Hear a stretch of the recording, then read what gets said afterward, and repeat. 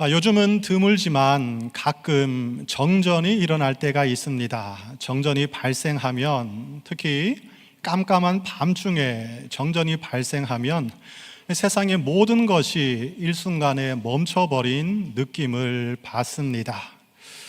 현대 사회를 살아가는 우리는 이제 이 전기가 없는 세상을 상상할 수 없습니다.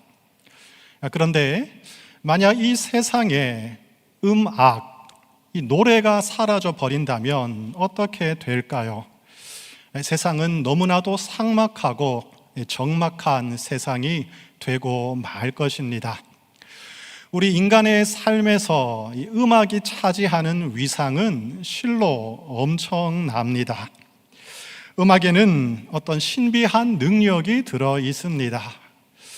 너무나도 지치고 힘들고 낙심이 되어서 아무것도 할 수 없을 것 같은 상황 가운데서도 음악을 통해서, 어떤 노래를 통해서 힘을 얻고 위로를 받고 다시 일어선 경험을 여러분 살면서 한두 번쯤 다 해보셨을 것입니다. 사랑하는 가족의 이름도 잊어버린 치매를 앓는 어르신에게 젊은 시절 즐겨 듣던 애창곡을 들려주자 자연스럽게 몸이 반응을 하면서 끝까지 따라 불렀다는 소식도 여러분 들어보셨을 것입니다. 말로 외우면 너무나도 외우기 어려운 내용인데 거기에다가 리듬과 음을 붙여서 노래로 외우면 오랫동안 잊어버리지 않고 기억할 수 있다는 것 우리가 잘 알고 있습니다. 종교개혁가 마틴 루터는 음악이 가진 이러한 신비한 능력을 이렇게 표현하고 있습니다. 음악은 하나님께서 인간에게 주신 최고의 선물 중 하나이고 신학 다음으로 높은 예술이다. 음악은 인간의 영혼을 슬픔에서 건져주고 마음을 평안하게 만든다. 종교 개혁 과정에서 루터는 많은 사람들로부터 핍박을 당했고 심한 심리적 압박감과 우울감에 시달렸습니다. 그런 그가 음악을 통해서 위로를 받고 힘을 얻을 수가 있었습니다. 음악은 실제로 하나님께서 우리 인간에게 허락해 주신 최고의 고귀한 선물 중에 하나임이 틀림없는 것 같습니다.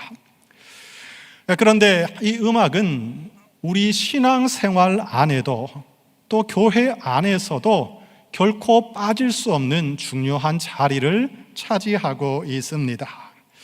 오늘도 우리는 음악을 통해서, 찬양을 통해서, 노래를 통해서 하나님께 예배를 드리고 있습니다. 음악이 사라져버린 교회, 찬양이 빠져버린 교회를, 그런 예배를 우리는 상상할 수 없습니다. 이 초대교회 성도들은 극심한 로마 제국의 박해 속에서도 찬양하는 일을 결코 멈추지 않았습니다.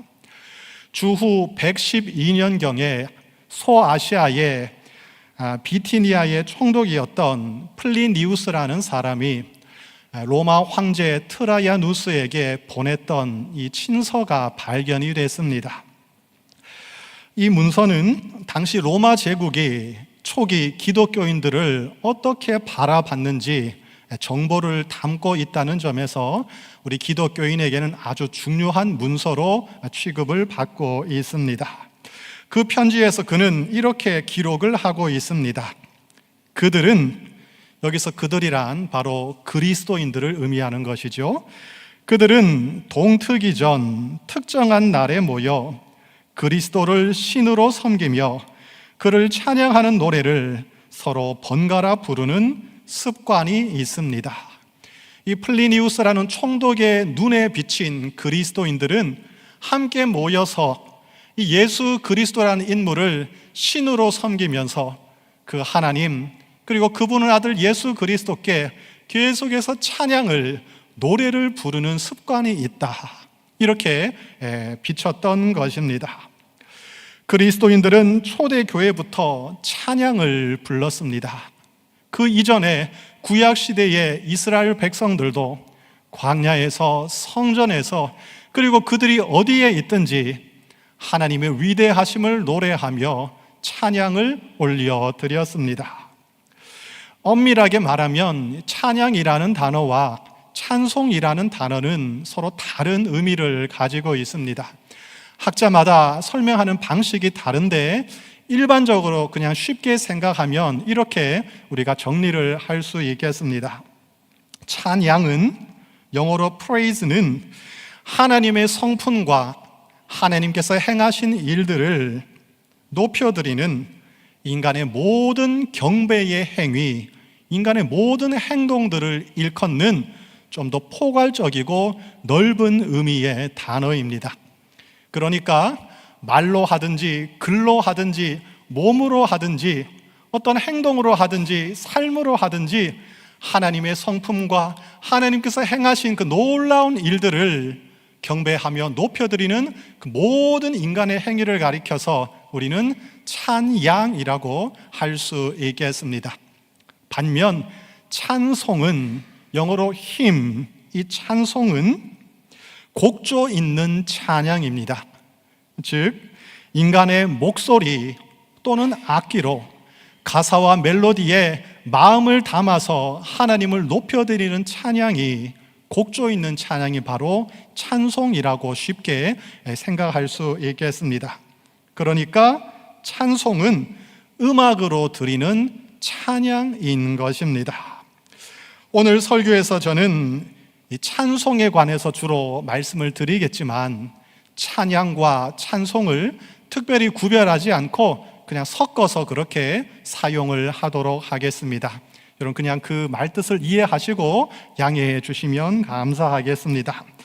오늘 본문 역대상 25장은 이 다윗이 인생의 말년에 자신의 평생의 과업이었던 이스라엘 그 예루살렘 성전 건축을 준비하는 이 장면을 기록하고 있습니다.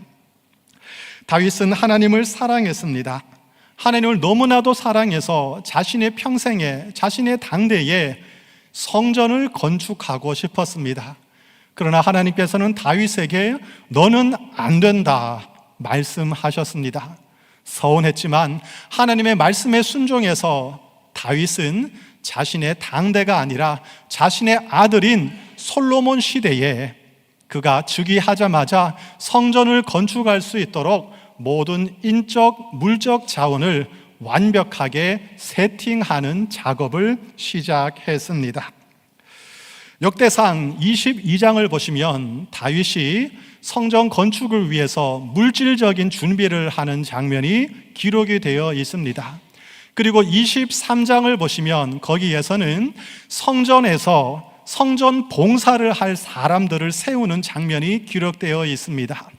이스라엘은 12지파로 이루어져 있는데 그 중에 특별히 레위 지파 30세 이상의 성인 남자들을 중심으로 레위 지파 사람들을 38,000명 전수조사를 했고 그들에게 성전을 섬기는 성전 봉사의 직무를 맡겼습니다. 그리고 24장에 보시면 이제는 성전에서 제사를 담당할 제사장들을 세우는 장면이 기록되어 있습니다. 아론의 자손들 중에서 제사장들을 모았고 그들을 24개의 그룹으로 나누었습니다. 그리고 순번에 따라서 1년 12달 계속해서 성전에서 하나님께 제사 드리는 임무를 맡겼습니다. 그리고 나서 오늘 본문인 25장에서는 이제 성전에서 찬양의 임무를 감당할 전문 찬양 사역자를 조직하는 장면이 기록이 되어 있습니다.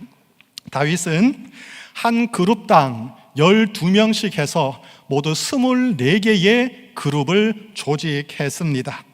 그리고 그들을 전문적인 찬양 사역자로 세웠습니다. 여러분 12 곱하기 24 하면 얼마입니까? 288이 되는 것이죠.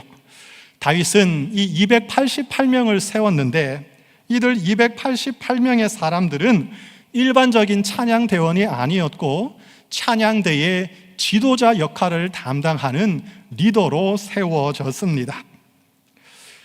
앞장인 23장 5절에 보시면 찬양대 전체의 숫자는 4,000명이라고 기록이 되어 있습니다.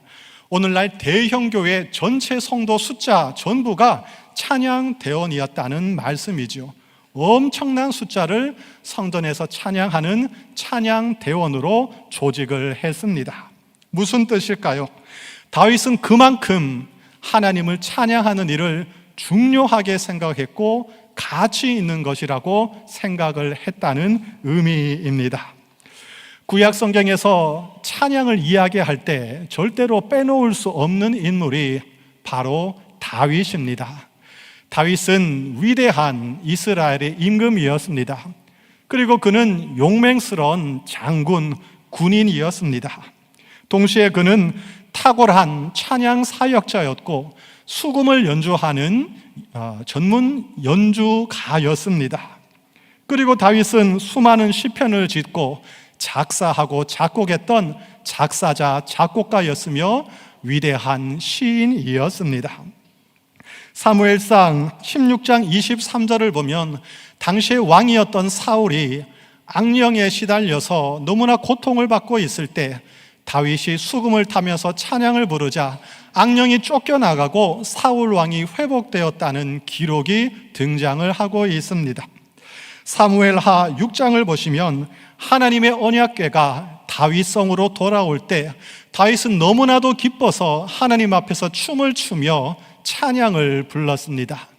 다윗에게는 왕의 체면, 채통이 중요한 것이 아니라 하나님을 찬양하는 일이 무엇보다 중요했던 것입니다. 오늘 본문은 다윗이 성전 찬양대를 조직하고 체계를 갖추고 또 그 책임자들을 임명하는 내용을 담고 있습니다. 우리는 오늘 1절부터 7절까지 짧은 구절을 읽었지만 이 짧은 구절 안에 찬양의 본질과 능력과 찬양이 가지고 있는 영적인 가르침들이 아주 깊이 담겨 있다는 것을 알 수가 있습니다. 이 시간은 제가 4가지로 정리해서 여러분에게 설명을 드리도록 하겠습니다. 첫째, 오늘 본문을 통해서 우리는 찬양은 영적 전쟁의 강력한 무기라는 것을 배울 수가 있습니다. 우리 인생은 어떻게 표현하면 전쟁, 전투라고 표현할 수 있을 것 같습니다. 여러분은 하루하루 가정에서 또 일터에서 인생 가운데 치열한 전쟁 같은 삶을 살아가고 있지 않습니까? 신앙생활도 어떻게 보면 전쟁이라고, 영적인 전투라고 할 수가 있을 것입니다. 전쟁에 나가는 장수가 빈손으로 나간다면 큰일 나겠지요. 반드시 어떤 강력한 무기가 있어야 우리는 전쟁에서 효과적으로 싸우고 승리를 할 수 있을 것입니다. 여러분, 오늘 본문 1절을 함께 읽어보겠습니다. 시작. 다윗이 군대 지휘관들과 더불어 아삽과 헤만과 여두둔의 자손 중에서 구별하여 섬기게 하되 수금과 비파와 제금을 잡아 신령한 노래를 하게 하였으니 그 직무대로 일하는 자의 수료는 이러하니라. 아멘. 근데 오늘 1절을 읽어보시면 독특한 흥미로운 표현이 하나 등장을 하고 있습니다. 다윗이 군대 지휘관들과 더불어 아삽과 헤맨과 여두둔의 자손 중에서 찬양대원을 뽑았다, 선별했다, 이렇게 되어 있습니다. 성전에서 예배를 담당하고 찬양을 담당하는 이 거룩한 찬양대원을 조직하는데 제사장들과 더불어 이 군대 지휘관들과 함께 그 일을 감당했다는 것입니다. 여러분, 신기하지 않습니까? 왜 군인들을 뽑아서 그들과 함께 찬양대를 조직했던 것일까요? 이것은 찬양이 단순한 음악, 단순한 노래가 아니라는 것을 의미하고 있습니다. 찬양은 영적인 전쟁, 이 영적 전쟁과 직결되어 있다는 것을 다윗은 알고 있었습니다. 구약 시대의 전쟁은 영적 차원의 전쟁이었습니다. 전쟁의 승패는 단지 군사력이 강한가에 달려있지 않았습니다. 그 전쟁에 하나님께서 함께 하시는가, 하나님께서 도와주시는가가 전쟁의 성패의 관건이었습니다. 그래서 이스라엘 백성은 전쟁터에 나갈 때 군대 앞에 하나님의 말씀을 상징하는 언약궤를 위치시켰습니다. 때로는 군대 앞에 찬양하는 찬양대를 세울 때가 있었습니다. 예를 들어서 역대하 20장을 읽어보시면 이스라엘 백성이 전쟁을 나갈 때 그 군대 앞에 찬양대를 세워서 찬양을 부르게 했는데 하나님께서 대승을 거두도록 도와주셨다는 기록이 등장을 하고 있습니다. 이처럼 찬양은 어둠의 권세를 깨트리는 강력한 영적 전쟁의 무기라는 것을 오늘 본문을 통해서 우리가 추측할 수 있습니다. 우리가 인생을 살다 보면, 신앙생활을 하다 보면 너무나도 마음이 낙심되고 우울해지고 힘이 빠져서 하나님의 말씀이 귀에 들어오지도 않고 은혜도 안 되고 기도도 안 될 때가 있습니다. 여러분, 그럴 때 마음을 담아서 찬양을 한번 불러보시기를 바랍니다. 찬양 부를 힘도 없다면 찬양을 틀어놓고 찬양을 귀로 들으면서 하나님께 찬양으로 고백을 올려보시기를 바랍니다. 우리가 뜨겁게 믿음으로 찬양할 때 보이지 않는 영적 전투 가운데 하나님께서 친히 우리를 위하여, 우리를 대신하여 일하시는, 싸우시는 놀라운 기적이 일어나게 될 것입니다. 둘째, 오늘 성경은 이 찬양 대원들이 신령한 노래를 불렀다고 기록하고 있습니다. 1절, 2절, 3절을 읽어보시면 동일한 세 개의 표현이 계속해서 반복되고 있습니다. 바로 신령한 노래라는 표현입니다. 그들은 단지 노래를 부른 것이 아닙니다. 그냥 음악을 연주한 것이 아니었습니다. 그들은 신령한 노래를 불렀습니다. 바로 영적인 노래, 영적인 능력이 있는 영적인 노래를 불렀다는 것입니다. 그런데 흥미롭게도 이 신령한 노래를 부른다고 할 때 히브리어로는 이 나바라는 단어를 사용하고 있습니다. 신령한 노래를 부르다 할 때 나바라는 단어를 사용했는데, 이 나바라는 단어가 또 어떤 뜻을 갖고 있냐면 하나님의 말씀을 대언하다, 하나님의 말씀을 예언하다 할 때 또 이 나바라는 단어를 사용한다는 것입니다. 무슨 말일까요? 즉, 찬송은 단순히 인간의 사상, 인간의 감정을 노래하는 것이 아니라 하나님의 마음, 하나님의 말씀, 하나님의 은혜를 대언하고 선포하고 회중에게 세상 가운데 흘려보내는 영적인 의미가 들어있다는 말씀입니다. 즉, 찬양은 하나님의 말씀을 선포하는, 담아내는, 흘러보내는 말씀 사역이라는 의미입니다. 오늘 본문 5절에 이렇게 되어 있습니다. 헤만은 하나님의 말씀을 가진 왕의 선견자라. 헤만은 누구입니까? 찬양대의 최고 리더 중에 한 사람이었습니다. 근데 오늘 성경은 그가, 찬양대의 리더인 그가 하나님의 말씀을 맡은 선견자, 즉 선지자, 영적인 지도자라고 부연 설명을 하고 있습니다. 찬양대원들, 특별히 찬양대의 지도자는 그저 노래를 하고 악기를 연주하는 음악인이 아니었습니다.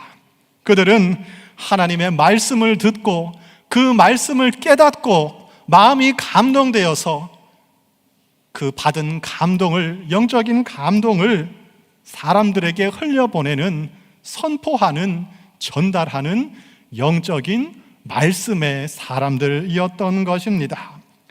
오늘 우리 찬양대가 뜨겁게 찬양을 불렀습니다. 이것은 단순히 노래가 아니고 음악이 아닙니다. 하나님의 말씀의 감동을, 그 은혜를, 하나님의 마음을 여러분에게 세상 가운데 선포하는 말씀의 사역자로 이 시간 귀하게 쓰임을 받은 것입니다. 다시 말해서 찬양은 하나님의 말씀과 직결이 된다는 것입니다. 셋째, 찬양에는 질서가 있습니다. 영적인 질서가 있다고 오늘 본문은 가르쳐주고 있습니다. 2절을 읽어보시면 아삽, 헤만, 여두둔이라는 사람의 이름이 등장을 합니다. 이들은 각각 자신의 가문을 이끌면서 성전의 음악을 주도했던 인물들이었습니다. 찬양 대원들은 이들의 리더십 아래서 질서 있게 조화를 이루어서 찬양의 사명을 감당했습니다. 그런데 6절에 보시면 이들은 왕의 지휘 아래에 있었다, 이렇게 말씀하고 있습니다. 또 2절 후반절을 읽어보시면 이것을 좀 더 구체적으로 분명하게 또 설명을 하고 있습니다. 아삽의 지휘 아래 왕의 명령을 따라, 즉 리더, 지휘자의 지휘 아래 왕의 명령을 따라서 찬양대원들은 한 마음으로 일사불란하게 질서 있게 하나님을 찬양했다는 말씀입니다. 그냥 자기가 부르고 싶은 대로, 자기가 하고 싶은 대로 찬양을 한 것이 아니었습니다. 하나님의 말씀의 권위 아래에서 질서 있게 마음이 하나가 되어서 찬양을 했다는 것입니다. 찬양대원이 4,000명에 달했습니다. 그 중에 리더만 288명이었습니다. 여러분, 엄청난 숫자입니다. 여러분, 가족이 몇 명이십니까? 보통 3명, 4명, 많으면 8명, 10명이 아니겠습니까? 이 작은 숫자의 가족도 여러분 하나가 잘 되시던가요? 부부도 하나가 잘 안 됩니다. 그런데 288명, 4,000명이 어떻게 하나가 될 수 있겠습니까? 보통 일이 아닌 것이죠. 우리가 소리를 낼 때 도 이렇게 내면 우리가 생각할 땐 도 하나의 음이라고 생각하지만 사실 그 우리가 내는 도 안에는 엄청나게 다층적인 음들이 동시에 존재하고 있습니다. 기타나 이 피아노 조율을 하기 위해서 튜닝기를 사용하다 보면 소리를 딱 줄을 튕기면 바늘이 계속 왔다 갔다 합니다. 하나의 음이 아니라는 것입니다. 피치가 다르고 음색이 다르고 인토네이션이라 그러죠. 굉장히 미세하게 떨림이 있고 저마다 다른 소리를 내고 있습니다. 내 목소리 하나에도 엄청나게 다른 색깔들, 성질들이 들어있는데 이 찬양대원 하나하나가 자기의 고집을 내세우고 내 목소리만 맞다고 옳다고 주장한다 그러면 우리는 하나님 앞에 온전한 찬양을 올려드릴 수가 없는 것입니다. 찬양대원으로 부름받은 이 4,000명, 288명의 리더들은 저마다 음악에 있어서는 한가닥 하는 인물들이었을 것입니다. 찬양은 권위 아래, 특별히 지휘자, 리더, 말씀의 권위 아래에서 한 마음 한 뜻이 될 때, 질서 있게 찬양할 때 온전한 찬양을 드릴 수 있게 된다는 것을 오늘 성경은 가르쳐 주고 있습니다. 넷째, 마지막으로 찬양에는 훈련과 전문성과 헌신이 요청된다는 것을 또 우리는 배울 수가 있습니다. 오늘 본문 7절 말씀을 함께 읽어보겠습니다. 시작. 그들과 모든 형제 곧 여호와 찬송하기를 배워 익숙한 자의 수효가 288명이라. 아멘. 여호와 찬송하기를 배워 익숙한 자였다. 무슨 말일까요? 끊임없이 훈련하고 연습하고 노력을 했다는 뜻입니다. 우리가 하나님을 찬양하는데 무슨 꼭 굳이 연습을 해야 되겠습니까? 물론 연습하지 않고 즉흥적으로 찬양하고 언제 어디서 누구든지 찬양을 해도 그것은 귀한 찬양이 될 것이고 하나님께서 기쁘게 받아주실 것입니다. 그러나 하나님께 최고의 찬양을 올려드리기 위해서는 하나님이 허락해 주신 자신이 받은 그 달란트를, 은사를 부지런히 다듬어야 하는 것이고 끊임없이 훈련하고 연습하고 노력을 해야 한다는 것을 우리가 다시 한번 깨닫습니다. 하나님께서는 준비된 자들이 올려드리는 정성 담긴 찬양을 더욱더 기쁘게 받아주실 것입니다. 이 시간 짧게 찬양에 관해서 설명을 드렸습니다. 이처럼 성경이 말하는 찬송은 단순한 음악이나 노래가 아닙니다. 인간이 만든 그 음악도 노래도 엄청난 힘이 있다면 하나님께 올려드리는 이 찬양, 찬송은 얼마나 더 큰 능력을 가지고 있겠습니까? 찬송은 삼위일체 하나님께 올려드리는 경배이고 예배라는 사실을 절대로 잊지 마시기를 바랍니다. 찬송은 우리가 받은 그 구원의 감격과 감사를 온 마음을 다해서 하나님께 올려드리는 최고의 신앙 고백인 것입니다. 그런데 우리가 찬양할 때, 찬송할 때 절대로 잊지 말아야 할, 정말로 조심해야 되는 한 가지 사실이 있습니다. 이것은 음악 그 자체가 가지고 있는 강력한 힘 때문에 발생할 수 있는 부작용입니다.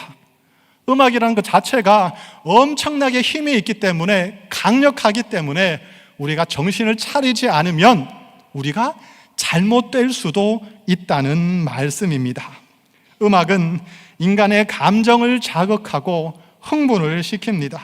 때로는 자아 도취에 빠지게 할 수가 있습니다. 심지어 이 음악 자체가 하나님보다 높아져서 우상 숭배 행위로 전락할 수도 있습니다. 더 심각한 것은 이 음악이 한 사람의 인생을 망가뜨리고 그 사람을 옳지 않은 길로 이끌어 갈 수도 있다는 것입니다. 여러분 어떻습니까? 어떤 음악을 들을 때, 어떤 노래에 빠지면 가끔씩 이런 경험을 할 때가 있습니다. 사람이 붕 뜹니다. 뭔가 환상에 빠진 것 같고 마음이 어떻게 주체할 수 없는 벅찬 감격과 감동에 빠질 수도 있습니다. 때로는 반대로 엄청나게 낮은 곳으로 침잠해서 가라앉는 경험을 할 때도 있습니다. 노래를 부르다 보면 자신이 주인공이 된 것처럼 사람들의 주목을 받으면서 내가 하나님이 된 것처럼 또 착각을 할 때도 있는 것입니다. 성경에는 나오지 않지만 사탄은 원래는 하나님을 찬양하는 최고의 천사장이었다고 알려져 있죠. 그가 그 엄청난 역할을 감당하면서 교만해져서 하나님께 저주를 받아 땅으로 추락했다, 이런 이야기가 전해져 오고 있습니다. 그만큼 음악에는 강력한 힘이 있고 또 음악은 위험한 것이 될 수 있다는 것을 우리가 다시 한번 기억해야 하겠습니다. 성경은 이 찬양의 중요성을 대단히 강조하고 있습니다. 찬양하라, 찬송하라. 찬송은 성도의 마땅한 임무라고 계속해서 강조를 하고 있습니다. 그런데 놀랍게도 성경을 읽어보면 하나님께서 이 찬양하는 사람들을 비판하시고 비꼬는 구절이 있다는 것을 발견합니다. 예를 들면 구약의 소선지서인 아모스 6장 3절에 이렇게 기록을 하고 있습니다. 비파 소리에 맞추어 노래를 지절거리며 다윗처럼 자기를 위하여 악기를 제조하는 사람들이 있다. 다윗은 위대한 성군이었고 하나님의 마음에 합한 사람이었지만 이 아모스 6장 3절에는 다윗을 비판적인 맥락에서 말씀하고 있습니다. 마음에 진실된 마음은 다 사라져버리고 믿음은 없으면서 사랑은 없으면서 겉으로만 다윗처럼 찬양하고 노래하는 사람들이 있구나, 이렇게 하나님께서 엄하게 책망을 하고 계시는 것입니다. 사람들은 자신이 다윗처럼 훌륭하게 악기를 만들고 연주하며 세련된 음악으로 하나님을 찬양하고 있다고 자부심을 가졌습니다. 그러나 하나님께서는 그들의 찬양은 그냥 지절거리는 소리에 불과하다고 평가절하하셨습니다. 그들이 다윗처럼 하고 있다고 비판하십니다. 사실은 다윗을 비판하는 것이 아니라 겉모습만 다윗을 따라하는 그들의 위선적인 모습을 책망하신 것입니다. 정의와 공의가 빠져버린 신앙생활, 이웃을 향한 사랑이 사라져버린 예배 행위, 진실된 믿음과 삶의 순종이 결여된 채 드리는 웅장하고 세련된 음악을, 노래를 하나님은 귀를 막으시고 소음으로 여기시겠다고 말씀하고 계십니다. 감사하게도 우리 교회는 참으로 수준 높은 뜨거운 찬양을 드리고 있는 교회입니다. 제가 농담을 하는 것이 아니고 한국 교회 어디를 가도 우리 교회만큼 수준 높은 찬양을 드리는 교회를 발견하기는 쉽지 않을 것입니다. 제가 우리 교회에 와서 부임하고 나서 놀란 것 중에 하나가 우리 성도님들이 이 찬양을 너무나도 좋아하고 잘 하신다는 사실입니다. 우리 성도들 중에 그러니까 누구 한 사람을 딱 뽑아서 노래를 시키면 좀 못했나요? 다시 네. 또 누구를 뽑아서 시키면 잘 못하네요. 네. 어쨌든 너무나도 아름답고 우렁차고 좋은 목소리로 찬양하는 모습을 보고 제가 좀 좋은 의미에서 충격을 받은 적이 있습니다. 예배당을 웅장하게 울리는 파이프 오르간 소리는 예배의 거룩한 감정을 더해주고 있습니다. 주일마다 아름다운 화음과 힘찬 목소리로 뜨겁게 찬양하는 샬롬, 시온, 우림, 호산나 찬양대가 있습니다. 우리 교회 자랑인 노뎀, 안젤리카, 예송, 또 최근에 창단된 헤브론 찬양단, 중창단이 있습니다. 기도회 시간마다 열정적인 찬양으로 회중의 마음을 열어주는 종려나무, 글로리아, 카리스, 하이라이트, 또 찬양팀이 있습니다. 그리고 무엇보다 뜨겁게 찬양하고 수준 높은 찬양으로 하나님을 즐겁게 노래하는 우리 귀한 성도들이 함께 모여 있습니다. 제가 담임 목사 원서를 낼 때 거기에 이렇게 썼던 기억이 있습니다. 부흥하는 교회들의 큰 특징 중 하나는 찬양이 살아있다는 것입니다. 교회가 부흥하기 위해서는 찬양이 살아나야 합니다. 제가 이렇게 썼습니다. 물론 찬양만 잘한다고 해서 교회가 부흥하는 건 아니겠지만 그만큼 찬양이 중요하다는 것을 강조하는 표현이지요. 진정성 있는 찬양, 열정적인 찬양은 우리의 예배를 더욱더 감동적이고 역동적으로 만들어 줄 것입니다. 살아있는 찬양은 잠자던 우리의 영혼을 깨우고 다시 일으켜 줄 것입니다. 찬양은 우리 교회의 자랑이고 지금까지 우리 교회가 든든하게 지탱해 올 수 있었던 귀한 영적인 원동력이었습니다. 이 귀한 찬양의 전통과 유산을 어떻게 계속해서 잘 발전시키고 새로운 시대 분위기 속에서 어떻게 계속해서 귀하게 만들어 갈 수 있을까 고민이 많습니다. 인생의 연륜과 신앙의 무게를 담아 드리는 어르신들의 찬양은 너무나도 귀하지요. 그리고 빠른 템포와 열정적인 심장 박동으로 즐겁게 하나님을 찬양하는 젊은 청년 세대의 찬양도 너무나도 귀한 것입니다. 파이프 오르간의 장엄한 울림도 귀한 것이고 일렉 기타와 드럼의 경쾌한 리듬으로 올려드리는 그 찬양도 하나님께서 기쁘게 받아주실 것입니다. 우리가 어떤 곡을 부를지 선곡도 중요하고 어떤 스타일로 찬양할지 찬양의 방식도 중요합니다. 음정, 박자, 발성, 음악적인 기술, 때로는 이 퍼포먼스적인 면도 상당히 중요하지요. 계속해서 고민하고 노력하고 훈련을 해야 할 것입니다. 그러나 정말로 중요한 것이 무엇일까요? 진짜로 중요한 것은 찬양하는 사람들의 마음이고 자세이고 삶의 태도일 것입니다.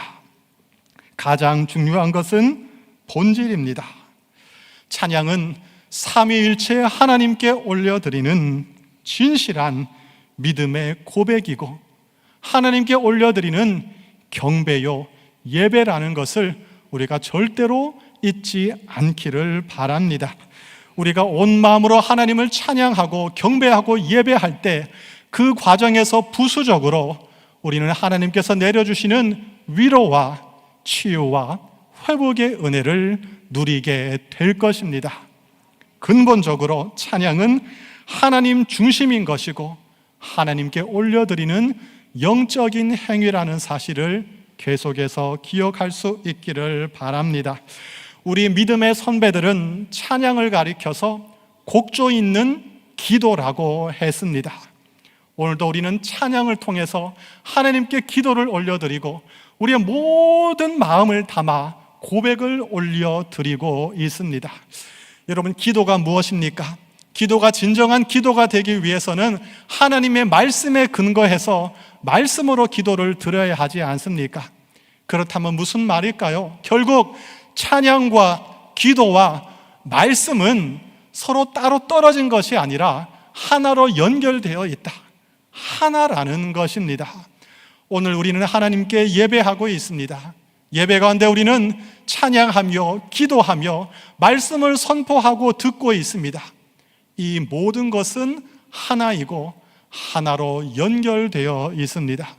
우리는 일주일에 한 번, 짧게는 1시간, 길면 1시간 10분 정도의 짧은 예배를 하나님께 올려드리고 있습니다. 이 예배가 그냥 습관적인 예배가 되지 않기를 바랍니다. 우리의 마음과 정성과 열정을 다해서 뜨겁게 찬양하고 기도하는 하나님이 받으시는 살아있는 예배가 될 수 있기를 축복합니다. 그리고 예배당 안에서 우리가 뜨겁게 올려드린 이 찬양이 교회 밖에 일상의 삶으로 이어져서 우리가 삶으로 찬양하는 찬양의 사람들이 될 수 있기를 바랍니다. 올해 우리 교회 표어처럼 우리 교회는 삶으로 예배하는 교회입니다. 더 나아가서 우리 교회는 삶으로 찬양하는 예수 공동체입니다. 이번 한 주간도 여러분의 입술로, 마음으로, 영혼으로, 더 나아가서 여러분의 삶으로 뜨겁게 하나님을 예배하고 찬양하는 복된 삶이 되시기를 다시 한번 부탁드립니다. 기도하겠습니다.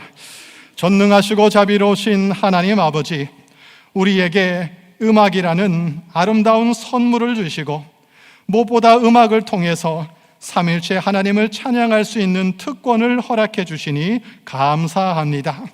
다윗과 예루살렘 성전의 찬양 대원들이 온 마음을 다해 신령한 노래로 하나님을 찬양했던 것처럼 우리에게도 찬양의 열정과 능력을 허락하여 주시옵소서.